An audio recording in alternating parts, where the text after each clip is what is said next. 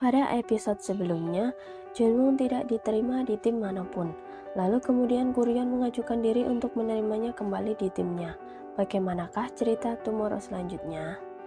Inilah alur cerita drama Tomorrow episode 3 dan selamat datang di Mo Channel.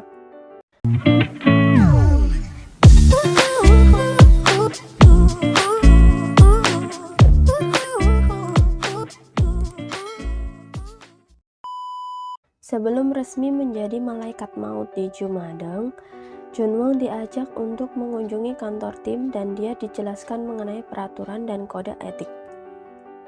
Dalam kode etik yang tercantum di kontrak kerja, pertama, malaikat maut dilarang berpakaian dan berperilaku yang menjatuhkan martabat. Kedua, malaikat maut dilarang menggunakan kekuatan di depan manusia dan ikut campur urusan manusia atau meninggalkan jejak di dunia. Junwoo juga mendapat identitas dan wajah baru, sehingga ketika bertemu orang terdekat atau keluarganya, dia tidak akan dikenali. Kim Wongjun adalah identitas baru Junwoo sebagai malaikat maut. 저 알고 있는 사람 만나면 어떻게 되는 거예요? 걱정 마십시오. 새로 입력한 얼굴로 보일 겁니다. 네? 널 못 알아본다는 얘기야.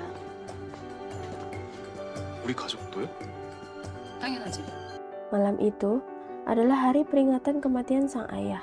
Junwoo mengunjungi rumahnya untuk memberi penghormatan kepada mendiang ayahnya. Tak lama kemudian, ibu dan adiknya datang. Junwoo bergegas bersembunyi dari mereka. Mengetahui bahwa ibunya minum miras karena kondisi dirinya yang koma, membuat Junwoo sangat bersedih. Junwoo akhirnya berhasil keluar dari rumahnya secara diam-diam. Tiba-tiba, alarm HP alam baka miliknya berbunyi, pertanda munculnya kasus bunuh diri baru.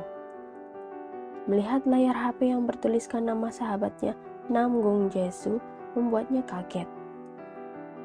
Selama 3 tahun, Jae-soo belajar sangat giat mempersiapkan diri untuk ujian Akpol yang merupakan impiannya sejak lama. Karena putus asa dan tak kunjung lolos, dia pun menyerah. Dia memiliki energi negatif yang cukup tinggi, yaitu 85%.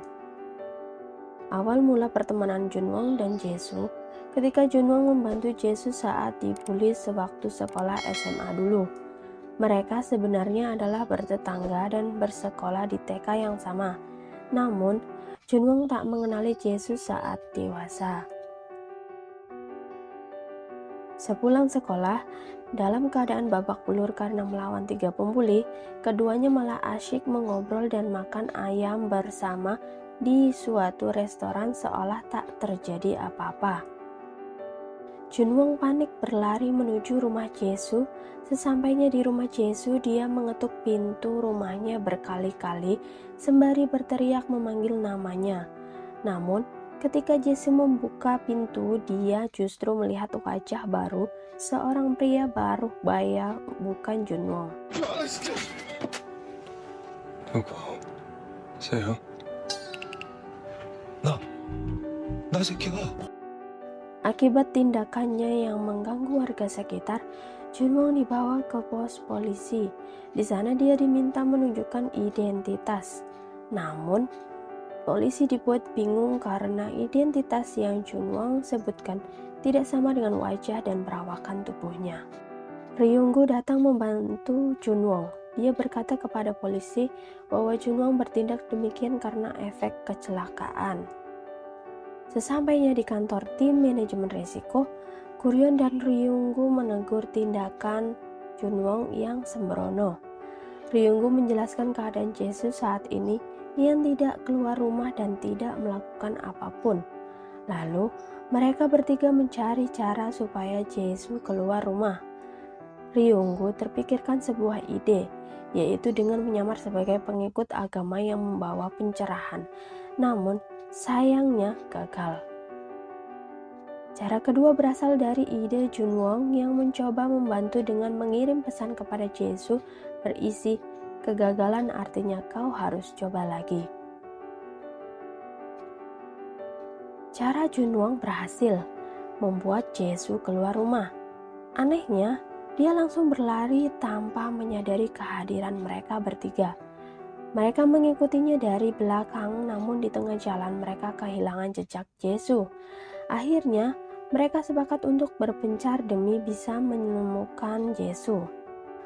Yesus ditemukan oleh Junwang sedang berada di dalam gedung rumah sakit tempat dia dirawat, tepatnya di depan kamar rawat inapnya.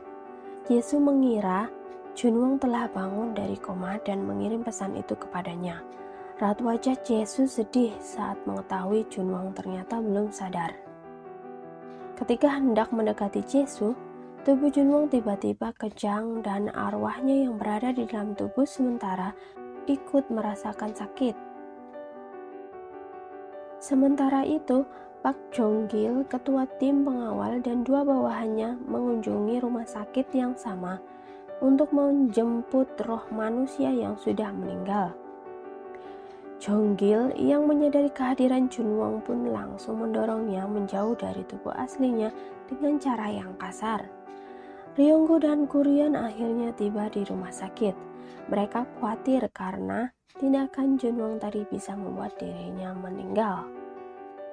Ryonggu mengingatkan Junwang soal pasal yang tertera di kontrak yang menjelaskan jika tubuh asli dan tubuh sementara berdekatan, akan ada kemungkinan terjadi gangguan sementara.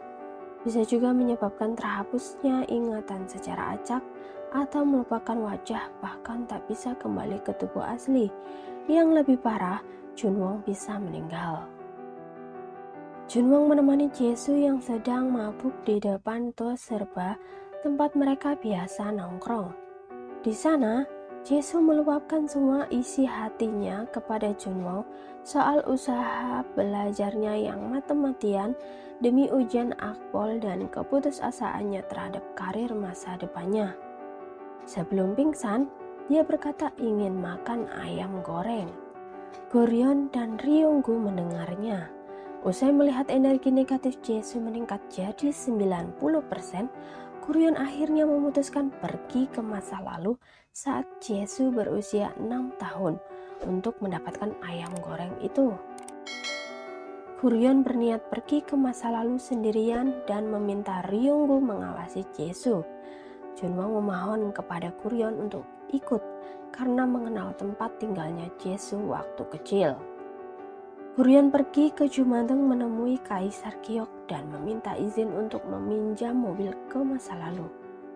Kaisar Giok mengizinkan setelah mendengar alasan Kuryeon yang ingin mencari ayam goreng. Aturan perjalanan ke masa lalu adalah mereka harus kembali dalam waktu 12 jam. Jika lebih dari itu, mereka tak akan bisa kembali ke masa kini. 12시간 시간 엄수. 늦으면 돌아올 수 없다. 네, 수고하세요. Akhirnya, mereka tiba di masa lalu tahun 1999, di mana umur Jesu dan Junwang saat itu 6 tahun. Saat itu, kondisi keuangan keluarga Jesu sedang anjlok imbas dari krisis moneter. Kondisi itu membuat Jesu tak bisa sekolah karena SPP yang menunggak. Belum lagi tunggakan biaya rumah sakit ibunya yang besar. Kesialan lain menimpa mereka. Barang dagangan ayah Jesu basah karena hujan dan mereka diusir dari rumah sewaan karena tak mampu membayar sewa. Sementara di masa kini, Ryonggu khawatir karena presentasi energi negatif Jesu terus meningkat hingga 95%. Alarm HP Ryonggu terus berbunyi dan Jesu yang mendengarnya pun terbangun. Jesu berjalan tak tentu arah dan Ryonggu mengikutinya dengan cemas. Kecemasan Ryonggu pun terjadi. Secara tiba-tiba, Jesu berlari menuju tengah jalan, sengaja ingin menabrakkan diri di jalan raya. Ryonggu langsung menarik Jesu ke pinggir jalan dan meneriakinya. Ryonggu sempat menyinggung soal ayam goreng, namun respon Jesu saat itu di luar dugaannya. Di masa lalu, Kuryeon dan Junwon terus mengikuti ayah Jesu setelah mengantarkan Jesu kecil ke rumah sakit tempat ibunya dirawat.